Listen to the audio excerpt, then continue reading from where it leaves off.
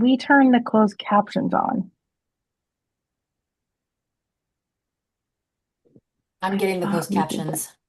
Thank you. I Yep. thought we had that turned on and I did not. Um, I have it turned on my PowerPoint, um, but not on Zoom. I thought I fixed that. So, hi everyone. Welcome to Membership Matters January 2026. Welcome to 2026. I'm Amanda Jo Hobson, Vice President of Belonging, Outreach, and Membership here at the Pop Culture Association. Joining me today is my co-host, Riley. Hello, hello, everyone. I am your coordinator for the Popular Culture Association. I have the honor of serving alongside you, and so if there's anything you ever need, I am the face behind the contact at PCAACA.org email, and I'm always happy to help and answer any questions, and I'm really excited for today's discussion. Take it away, Amanda. Yeah, so welcome. We're glad you're here. As you all have noticed, we are recording today. This is going to go on our YouTube channel. Thanks to Dr. French letting us do that to make sure that we have access to this information moving forward, especially for those who aren't able to be here. So if you would like to turn off your camera so you're not on camera, and if you would like to ask questions through the chat so that you are not on that recorded message or that recorded video on YouTube, you're welcome to just drop those questions, comments to me, and I'll share them as we move forward.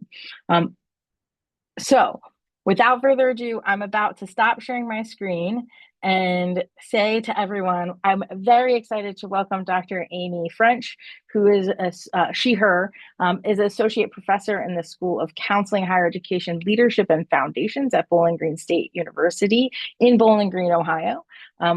She holds a doctorate in higher education leadership from Indiana State University.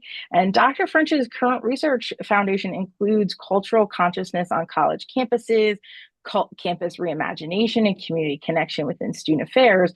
Her favorite scholarly activity, though, is to teach young, brilliant scholars to strive and to make a positive impact for students. So, the other thing is that I'm going to speak off the cuff briefly is that one of Amy's areas of expertise is exactly the topic that she is going to be talking with us about today, which is supporting folks with disability and making sure that we have the most accessible tools up to date and that we're being accessible for our members and our scholarship. So I'm going to turn it over to Amy. Thanks, Amy, for being here.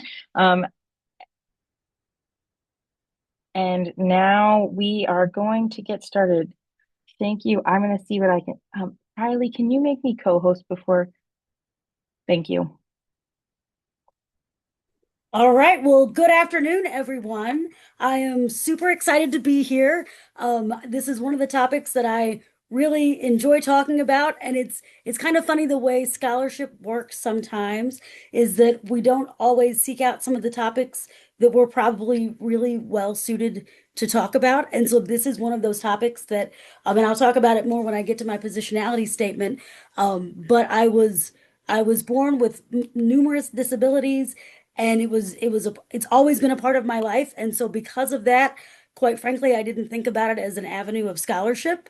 But then other colleagues started pointing out, like, hey, Amy, you're doing things differently. Hey, Amy, you're thinking about this in really nuanced ways.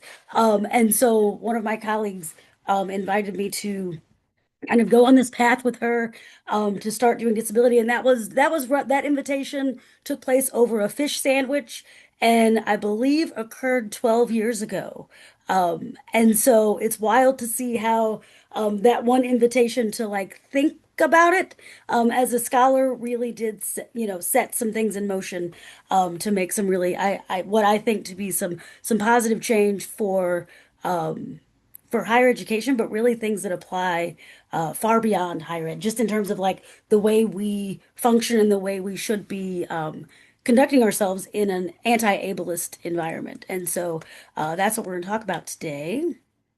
So I'm going to start with terminology because I think one of the reasons that I actually believe disability to be one of the less researched areas compared to some of the other identities is it really lies within terminology and how we sometimes are almost we shy away from naming certain pieces. And so we'll talk about that more in detail in a minute. A little bit about my positionality. And then we're going to talk about working towards anti-ableist practice. And that really is going to stem from a book that I just had. We had come out in June of last year, and we've got a companion text coming out probably this June. Sometime around that area, but really just some practical things that we can implement in our work and just start thinking about. And I am intentionally using the word practice because, as I said, I've been doing disability research now intentionally for 12 years. I've been living with disability my entire life. And I'm still practicing because there are so many disabilities, so many nuances to disability, and just so many layers and aspects that I continually have to check my knowledge base, check my privileges, and check kind of the environment around me because often environment is actually that's part of the way that I define disability is how the environment might be impeding our ability to succeed. And then we're going to do an exercise because why not, right? Because that's fun. We're going to practice. We're going to put some practice in practice. So, ableism, just to kind of, again, get the wheels cranking, is a pervasive system of discrimination and exclusion of people with disabilities, privileging temporary able-bodied people and disadvantaging people with disabilities. Disabled is the ways in which people's activities are restricted by their environment. So that connects to what I was just saying a minute ago, that really I don't perceive disability as being inherent within the person, right? But it is how our environment's restricting people's ability to do things. And it acknowledges that disability can be a consequence of individual and environmental causes. And so I think that's an important component. What you'll notice throughout my presentation and in most of my research is that I actually use both person first and disability first language. And there's a few different reasons for that. One, actually, if you open up the APA manual, it encourages disability first language. And so that's great. I think that's really important. If you pick up other manuals from other professional organizations or entities, they will use person first language. The K-12 system uses person first language. So it becomes a little bit complicated, right? And we don't want it to be that crux of like silencing. And so and additionally, people with disabilities or disabled people identify in different ways as well, often based on the environments that surrounded them, right? How they were taught to externalize and internalize disability. And so it can be a very individual aspect and it can also be cultural. And so, particularly when I do research with disability, I rarely actually ask people to identify what their disabilities are because it comes down for me the fact that it is individual and environmental and it impacts our interactions, right? Regardless of what those specific diagnoses are, there's actually some pretty deep research on the medical models of disability that actually disenfranchise a lot of disabled folks. And so really moving away from that diagnoses and that need to justify through an external entity, right? So I don't need a doctor necessarily to tell me that I have X if I was born with X, right? Now I might need a doctor to help me with some symptoms or some functionality and some other things. But the disability definition that I use really does use both person first and disability first language. And then as far as like operationalizing disability, an individual level variation in how a person's body and mind works relative to societal assumptions about how a person's mind and body should work, an interaction between a person's body or mind and the physical or intellectual spaces inhabited by others, and then the embodiment of systems of power, privilege, and oppression within society that affirmatively value able-bodiedness and able-mindedness while negatively valuing people with disabilities. And so those are three definite like kind of distinctive definitions that I think are really useful when we're thinking about scholarship, when we're thinking about professional organizations, membership in certain organizations, and even just how do we create learning environments, whether they be in the classroom, within meetings and within professional organizations to work towards inclusion and recognizing disability. And so this definition from Kim and Aquino, I appreciate because viewing disability as a characteristic of diversity and examining how it intersects with other diversity memberships may not only share revealing information related to the potential salience of diversity identities, but also elucidate the role of disability in overall identity development, self-perception, and success in college. And so I think that salience component and the intersectionality aspects really do come into play when we talk about disability. And so, particularly in my research, most participants that I've interviewed over the last decade um, really rarely focus on their diagnoses in terms of disability, but really more how does it impact my daily functioning? How does it impact my interactions with peers? Whether I'm a student working peer to peer, how it interacts with me as a colleague, um, in my day-to-day functioning, and then how do I navigate the world around me, right? Whether that be where, pursuing employment and where I might choose to work, both geographically, regarding transportation, etc. And then the way that other identities um, enhance or destabilize some of these aspects of diversity. So I'll start with my positionality. So these are some photographs that kind of help me describe my positionality, and they all really do connect to how I came to understand my disability identity. And so at the top left, you'll see a picture of me with my cousins. We were playing. I think we were dressed as clowns. And we were playing after I had had back surgery when I was probably in about third grade. The one in the lower left corner is me posing. I was a senior in high school, and my nickname was Speed Bump because every single day in high school I tripped over that speed bump. And so, that kind of enhances like disability, right, and perception and lots of other things. And so that helped kind of form who I am. And then the one in the middle is just me receiving medical care at the Commission for Handicapped Children in Louisville, Kentucky. And then the one to the right is me posing with one of my friends at graduation who also had significant disabilities and something that we talked about quite a bit. So it's something that I was born with, I've always lived with, and I've navigated the world around me in ways as an educator and as a scholar that I hope kind of helps other folks. So, new book coming out, or it's already out actually. It's titled Do Better: Critical Narratives of Disabled Grad Students in Higher Education. And what I thought I would do with our time today is kind of talk through just a few. You're going to sit here and think back, as I'm sharing a few of the key takeaways and be like, oh, yeah, wow, that makes so much sense. And I think that really describes the way that Dr. Shopper and I experienced this research and writing this book is because so many of the things are not difficult, right, to change. And so that's where the title Do Better comes from, is all of our participants think that we can all do better to create a more inclusive space. And so that came from 22 disabled emerging professionals from across the US.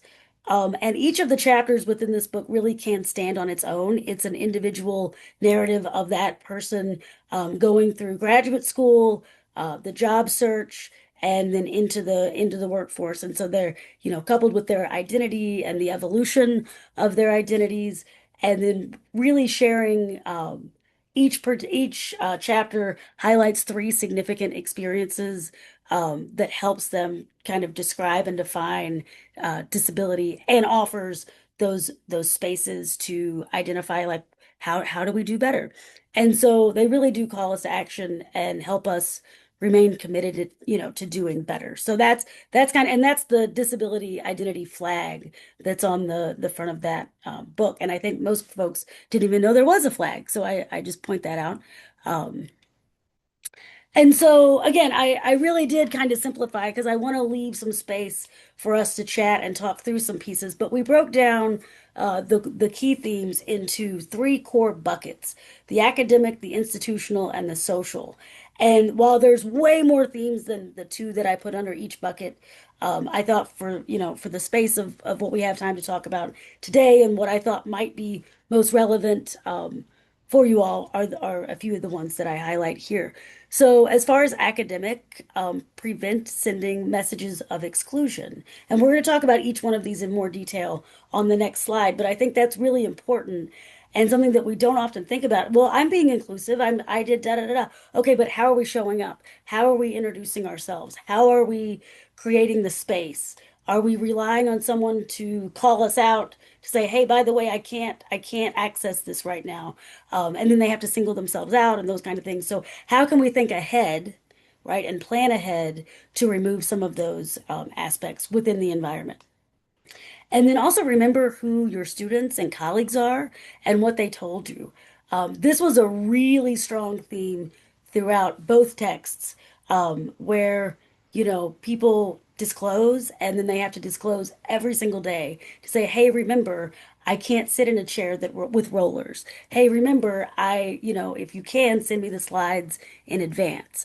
That doesn't mean that we're always perfect in those things, but just being mindful, I think, is really something that all of the participants from the study uh, want, right? Like to be seen, to be heard, to be understood.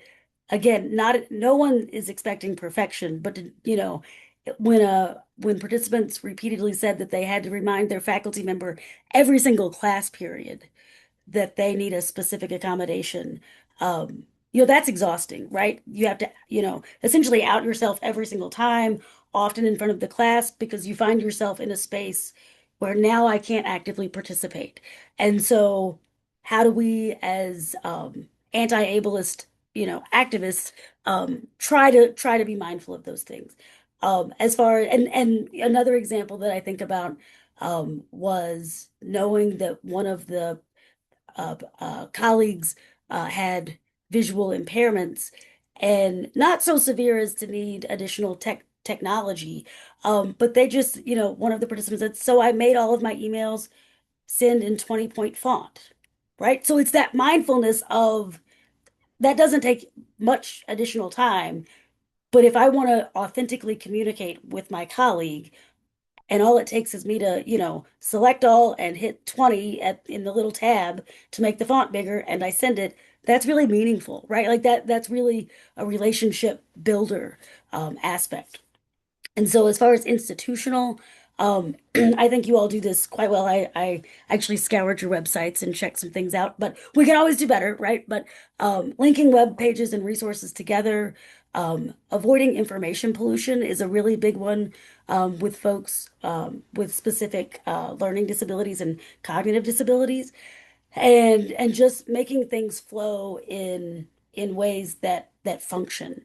And then, welcoming and informative signage, materials, etc. That's something that we can always be better with. And it seems like, oh yeah, well we did the one thing, yes, and what else might we be missing? And sometimes it's as simple as moving. Maybe we have the same welcome sign, but maybe we relocate it, to where it's just off the elevator or just off an entrance, as opposed to being right in front of the door. Well, if it's right in front of the door and I don't know where I'm going already, it's not helpful, right? So how do we create some of those spaces? And then in terms of social, this was probably one of my favorite parts to learn about from the participants. And I've edited these books a million times, and every time I read through, I'm reminded and I learn more from our participants in terms of how to normalize p providing accommodation information, the importance of mapping, the importance of like advanced agendas or materials. And really these things make attendance at everything better for everyone, right? Universal design truly does help all people.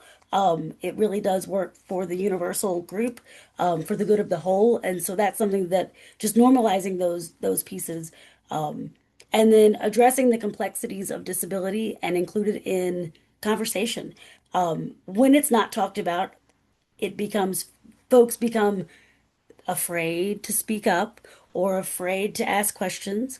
And our society really does kind of tamper down asking people who are different questions, right? And so I experienced this throughout my life wearing leg braces. And children often would come up and ask me questions, hey, tell me about your braces. And I'm happy to answer those questions. And often their parent would swoop in and say, oh, don't ask Amy that question. Well, please ask, right? Like, let's talk about it. It's just a part of who I am. It's not, there's nothing uncomfortable to me about that, and it shouldn't be for others either. So I think just kind of having those conversations. So as far as action steps, and again, I just broke it down because as I was kind of organizing this, I wanted to give us some actionable pieces. So, in the previous slide, one of the pieces was prevent sending messages of exclusion. Well, no one ever enters a space intending to exclude people. I tend to believe, right? That my operation, my mode of operation is I'm showing up, trying to be inclusive, trying to be mindful, trying to be intentional. And there are things that I forget. And so accessible self-introductions are a good way to do that. And so a lot of times we'll identify our pronouns, we might identify some other aspects, but even to just say, I'm a short brown-haired white woman wearing an orange sweater who's excited to be here, right? That can help with descriptions, that can help with visual impairments. It can also help with note taking and with some of our assistive technology. And there are folks not only with visual impairments, but other types of disability that this really helps focus, it helps guide, it helps, provide some indicators, and it helps people connect. That's a simple, one sentence that helps provide additional context and sends the message that, hey, I care about accessibility, right? I'm being intentional. I might not always get it right, but I'm trying. One of the most common pieces is folks standing in front of a giant room and saying, well, I don't need the mic, I'll use my teacher voice. Always use the microphone. It's not about amplification, it's about clarity, right? It's about, yeah, I have a very loud voice. I have a loud voice in a small body, and my voice does carry. That said, it carries without clarity by the time you reach to the back of the room, right? And if I have assistive technology, I may not be able to hear, right? That's a simple thing. If I can't hear, I can't actively participate, right? And it should not be left to and guess what? Also, if you can't hear, asking the question, well, is there anyone that is there anyone that can't hear? Okay, good. Well, then I'm just not going to use the mic. I dare say we've all been in spaces and perhaps have even been the folks who said that, right? Because a lot of times we mirror and mimic what we see our leaders do. And that's a very common thing that happens on a regular day, on a regular occasion and on multiple occasions. And now my dean knows that if she does start to do that, I will just show up with the microphone in front of 500 people, and I will not apologize for that because it's not about the volume, it is about the clarity, right? And so, additionally, creating slides and handouts that align with universal design. It's amazing, amazing what technology can do for us now. There's accessibility trackers, there's buttons, there's things where it can flag pieces that are not accessible for folks. And so adding the alternative text into your photographs on slides, making sure you're using at least 20-point font or higher, avoid using certain colors. That's something that I've really learned a great deal about in the last few years with having specific students with certain disabilities and also just the research advancing. But green and red are kind of a no-no when it comes to not just on a slide, but even one time I printed handouts for my class on I thought it was going to be fun paper, right? I was like, oh, we're going to do something different, and I'll make a green table and a red table and a blue table and print it on, use black font, but put it on different colored paper. And I had a student come up and say, I can't read this. I can't read anything that's on green paper. And so that's an important thing to know, right? I had no idea. And so being mindful of those things is really helpful. And so it doesn't necessarily mean you might not use color coding, but it might mean that I also print something in all white paper, or I do it in both, right? It can, so it doesn't mean you're restricted. It means that like, oh yeah, I need to think about how I maneuver this, or what other ways is the color really what matters, or could I use a shape or a different designator, right?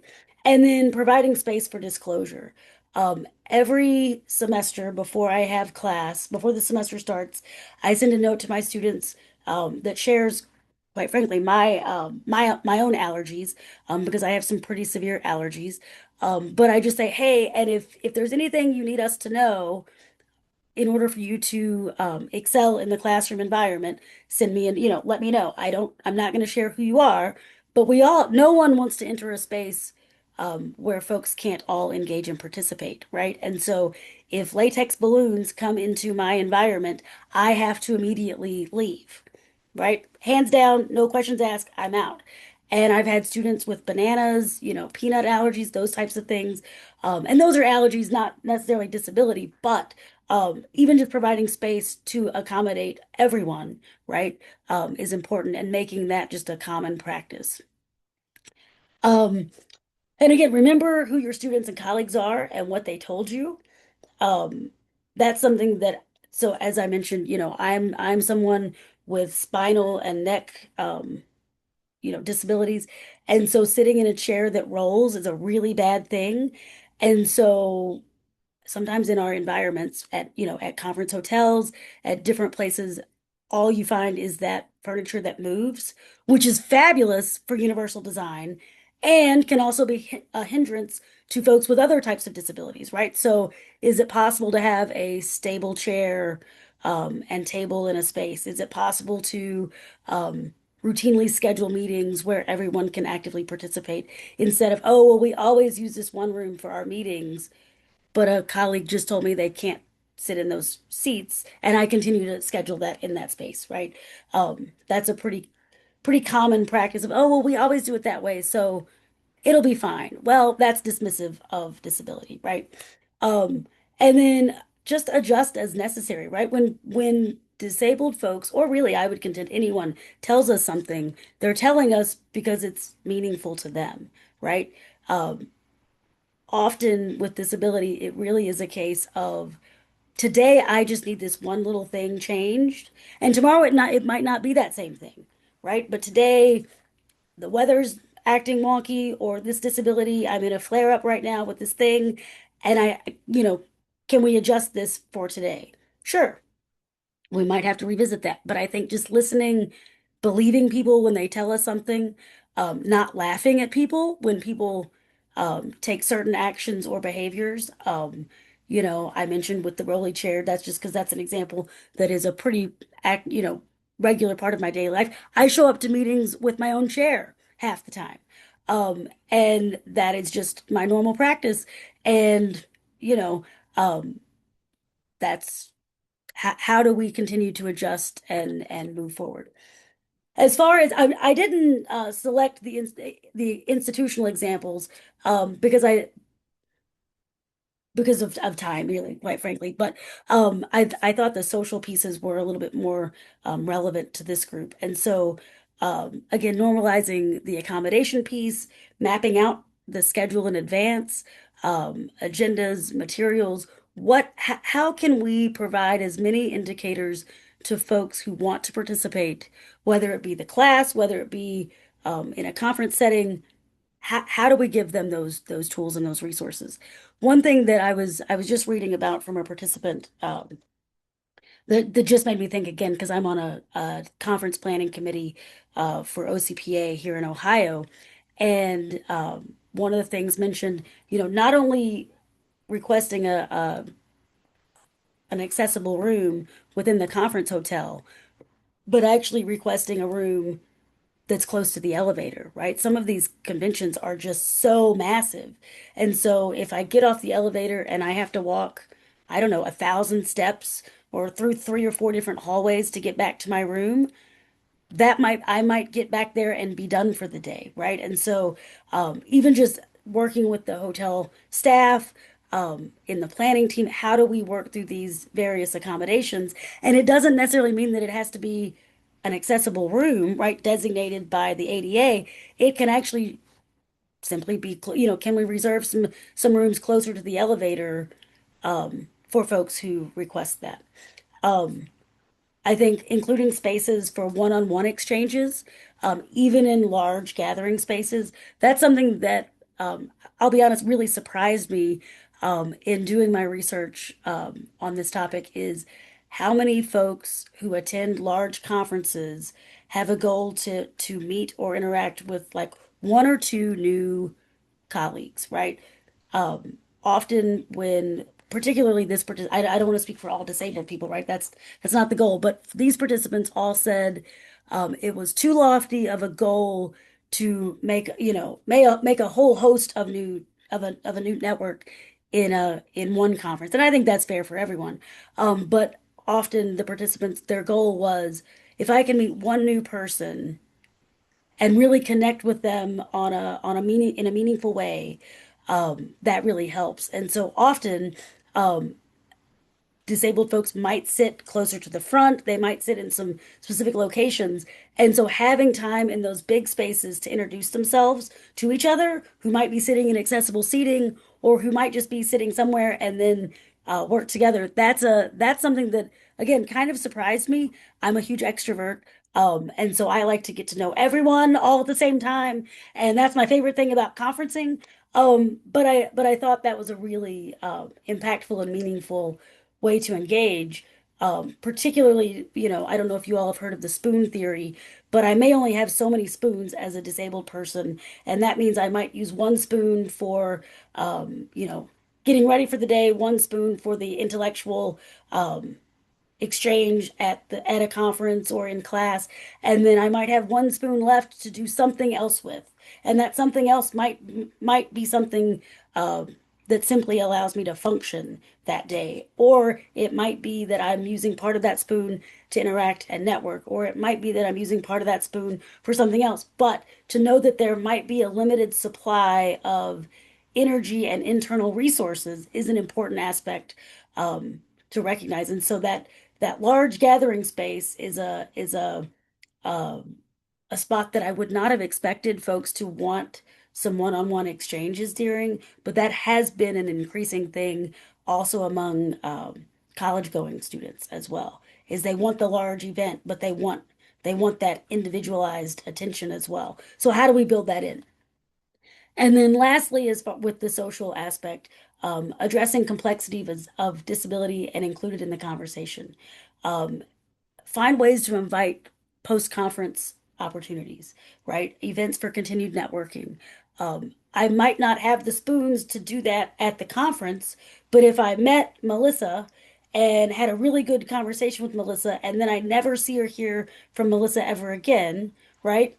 That might not be what either of us want. And so how do we do that to build those in as an organization or even as a professor trying to facilitate classroom dynamics to really continue that and foster that? Um, Ask questions. That's a simple one. We all should do it, but ask questions about disability. Don't shy away from it. Don't shy away from what we're seeing and experiencing from our peers, from our colleagues. Engage it as part of the conversation. Um, some folks do this really well. Some folks really do shy away from the topic. I bulldoze right into it, and usually we have a great conversation. I think the other thing is to check our biases and privileges. Um, as I mentioned, as a person with multiple physical disabilities, growing up, I too have biases and aspects about other disabilities that I might know very little about or know nothing about, right? And so, how do I check that at the door? And again, just listen when people tell you they need X, right? And understand that making one accommodation for this one thing that I might be thinking that's helping for actually might not be even helping that type of disability. It may have an impact for others though, right? And so being mindful that like none of us know everything about how our bodies work, about the way our brains function. the way our physical spaces need to be designed. And so checking those components at the door and allowing space for those conversations is important and to know that it's an ongoing process, right? Disability is one of the only identities in this particular category that you can actually grow into, right? Most folks are not born with disabilities, but as age or life experience occurs, you might develop some disabilities, and um, so a different aspect as well that kind of complicates disability, but to know that like again, we're all learning, we're things continue to evolve and advance. And so what I might need today, I might not need tomorrow, and I might need it again in 3 years, right? But to have those ongoing aspects. So I want us to practice something, and I know we've only got a few minutes left here, but I want you to write down your accessible self-introduction. So do we remember what mine was? I'm a short brown-haired white woman wearing a white I'm not wearing a white sweater, I'm wearing an orange sweater, who's excited to be here today. So write down your accessible self-introduction, please.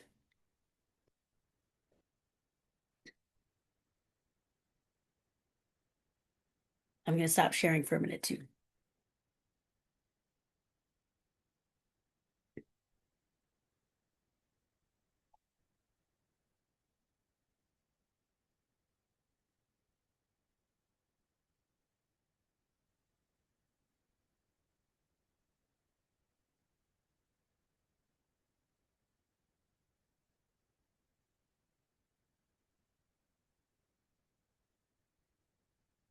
All right.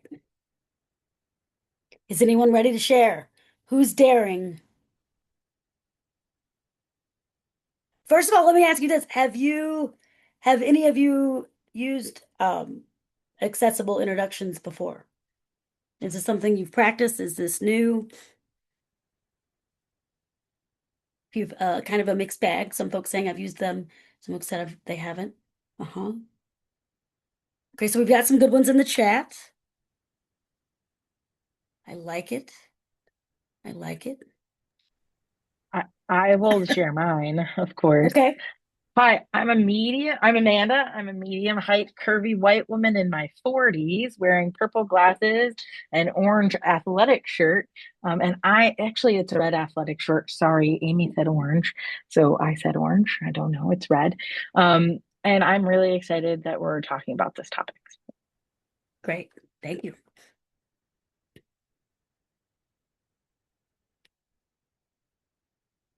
We've got some great ones in the chat. And let me ask you this, why might so I talked about it a little bit, but why might this simple tweak in your introduction um, be useful? What do we gain by introducing ourselves in this way? What do folks think? Well, I think it normalizes kind of this kind of introduction, just the fact, especially as faculty, if we do it, it makes it like the students are like, okay, well, I can say this now too, right? It makes it Hmm. so like it's a more welcoming environment. And also for folks who maybe have trouble with, my dad's colorblind. Hmm. So like my whole life he's grown up with red, green, green, red. I don't know. So it's like whatever, Right. right? Hmm. And so I think it helps with that as well. So for like color or visual impairment, it's like, okay, that's kind of who it is. Yeah. Yeah.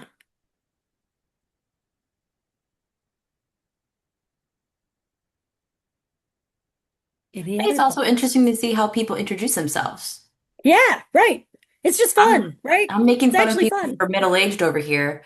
But yeah, I'm very entertained by the middle-aged because what is middle-aged? Am I middle-aged? Technically, These are the yes. questions. It's a lot of years between me middle-aged and you middle-aged. Mhm. Transcendentally aged. I love it. I love it. I think Annie's comments are the opposite of what Amy is talking about. Yes. Yes. Okay, so let me ask you all this. What, because I talked a lot, I threw a lot out there.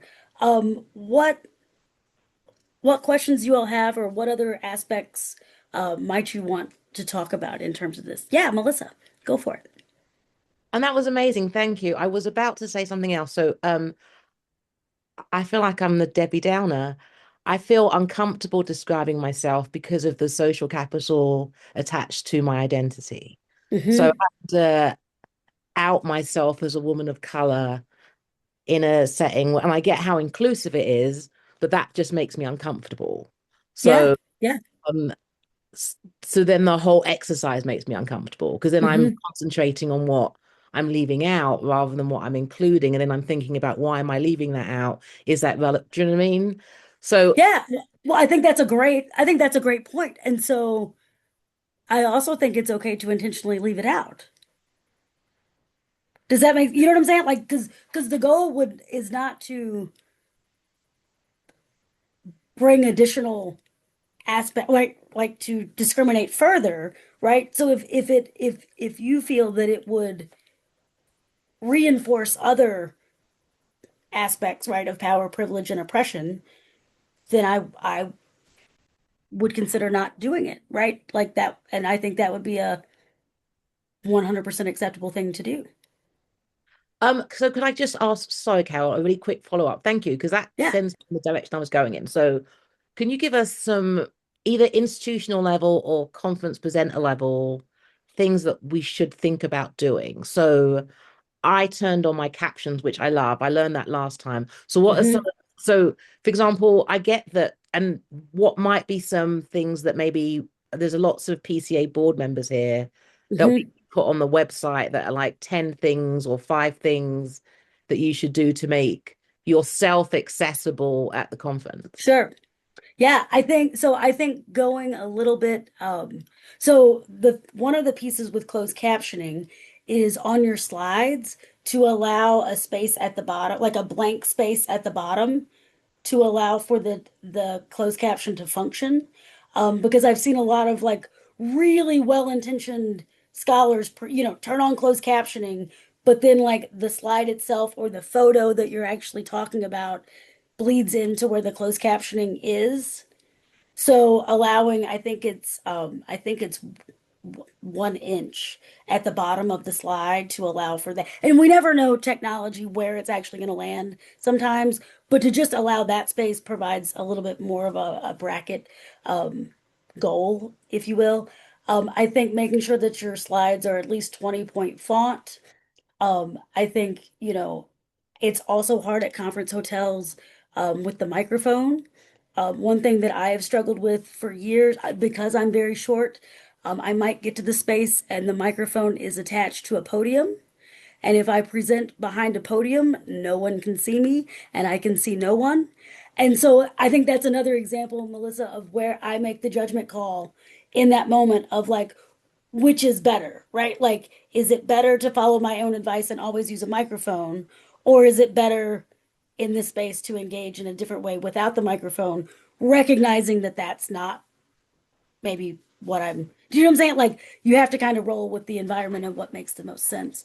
Um, I think the other piece is providing handouts. I think going back to like the old school days prior to technology, where you can hand out, maybe it's just the key points that you're going to talk about in the space so that folks can take notes, folks can see before you start even speaking where you might be going. And that often helps stimulate more focused conversation, more intentional question, Q&A at the end, things like that. And again, I think that helps everyone.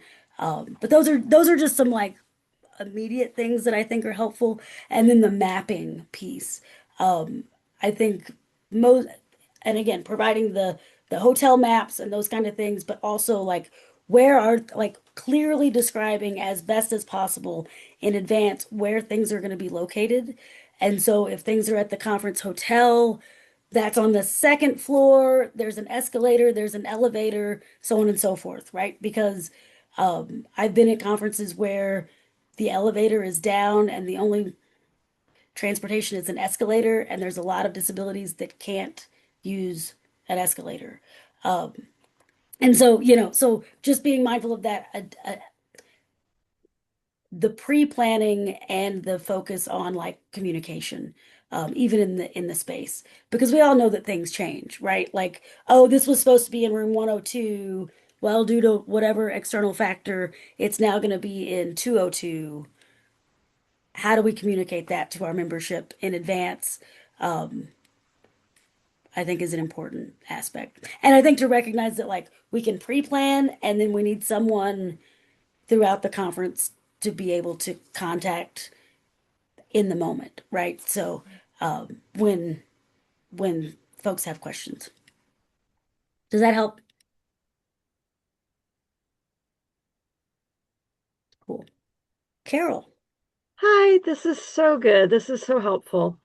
I had posted something in the chat because I think this is interesting about you were saying like having um, a faculty member who forgets the accommodation like every single class or doesn't, come back to that.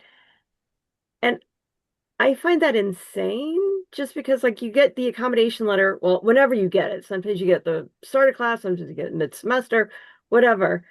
Um, as I understand it, because I've talked with our team on my campus a lot of times to make sure, like, okay, so if they get this, do I need to do that? Do I need to do this other thing? Right? Like, I'm always kind of double, triple checking to make sure I do what I need Mhm. to do. And I was thinking, does that border on illegal if you have to do that? And I mean, one of the other things is you're not supposed to call people out. Like Right. I heard that a long time ago, and it's still true as far as I know, which is to say, like, if Mhm. you're constantly asking, then you're calling them out. And isn't that illegal? I mean, shouldn't people be getting in trouble for that? I mean, aside, yes, universal design, but I'm also thinking the legality of Yeah. it. Well, and to think that like accommodations are also different between graduate and undergraduate students, right? And so how that that disclosure process works.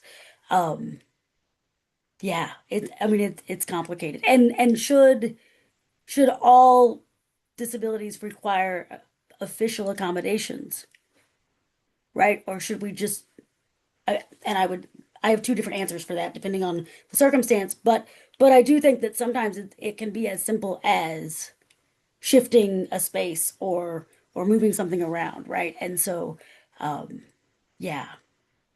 Yeah, I think those are good points.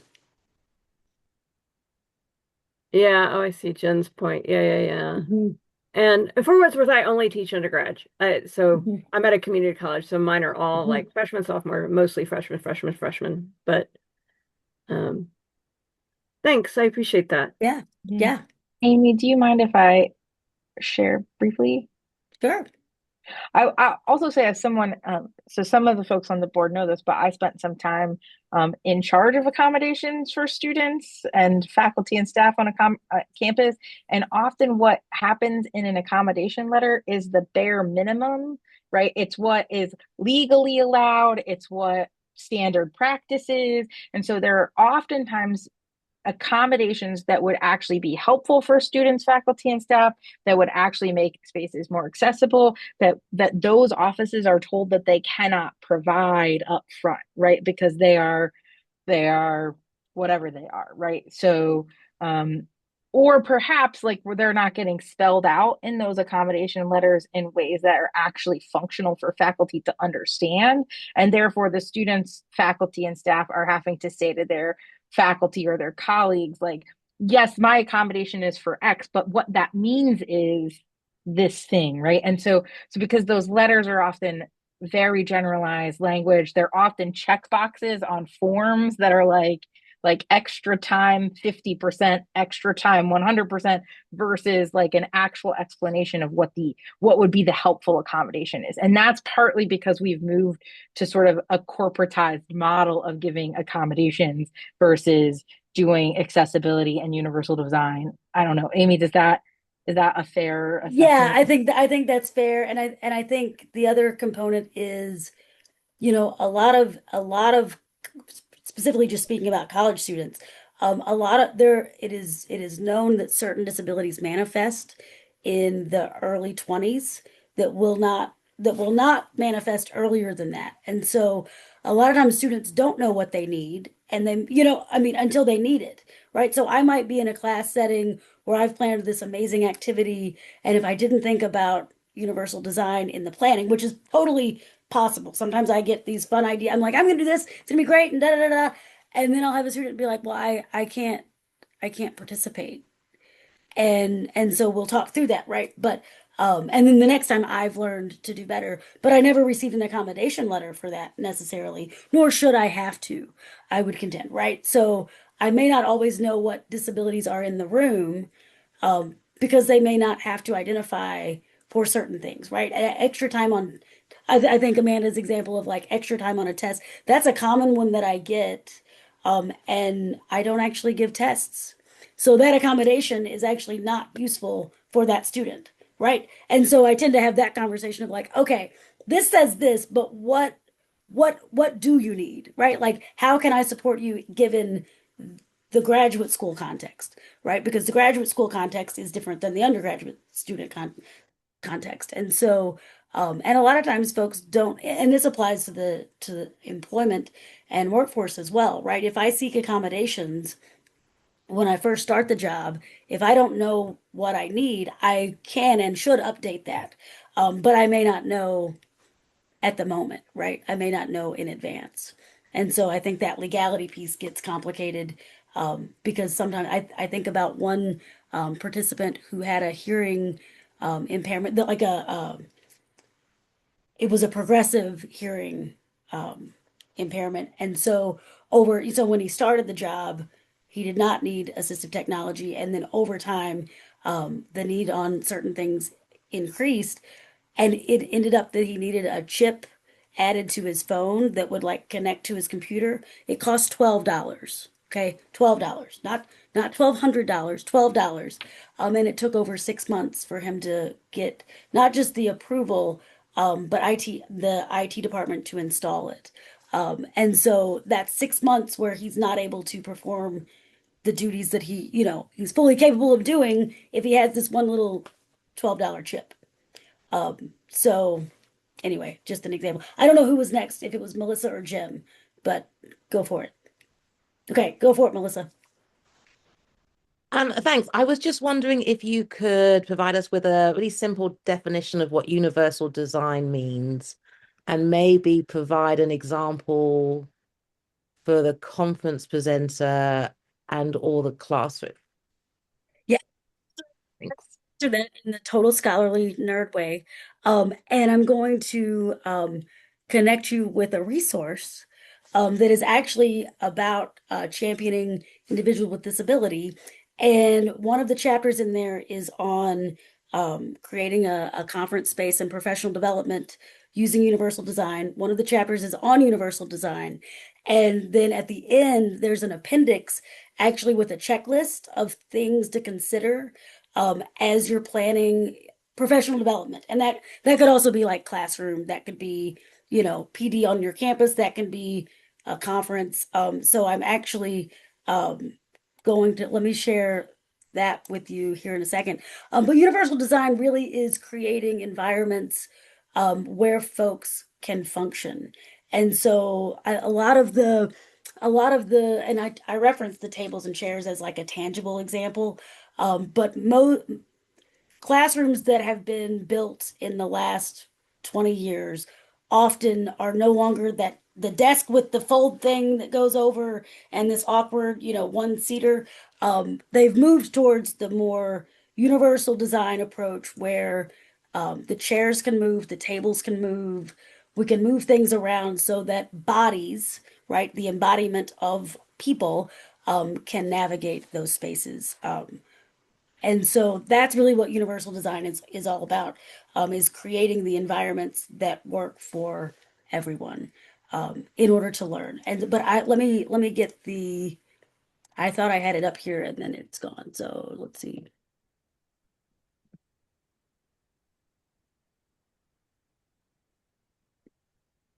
As Amy is looking, I'm going to say, I know that folks are running short on time. So if you do have to head out, thanks for being here. I know some folks have a 1 o'clock. We'll get Jim's question and we'll wrap that up. But just again, Thanks for being here.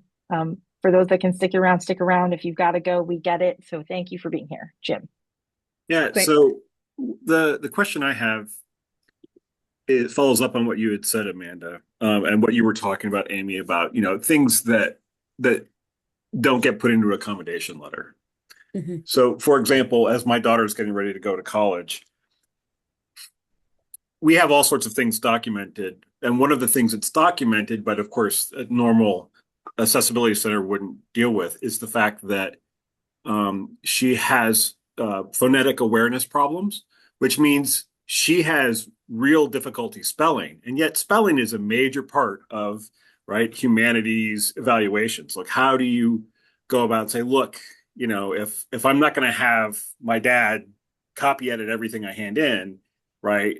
How do I get you not to grade my spelling as long as you Yeah. can recognize the word? Yep. Yeah. I think that's a great point, right? Because what is the actual learning outcome, right? Like what is the intended learning outcome? And I think that's something that we come down to a lot with conversations about universal design is if the learning outcome is to conceptualize and critique or evaluate da da da da da. Well, the learning outcome, guess what? Wasn't spelling all of the words correctly. Right? Right. You know what I'm saying? Like, so if we can get folks to think a little bit differently about what is it that we're actually focused on with the learning, I think is an important aspect. Yep, that's a great point. Cool. Other questions or things?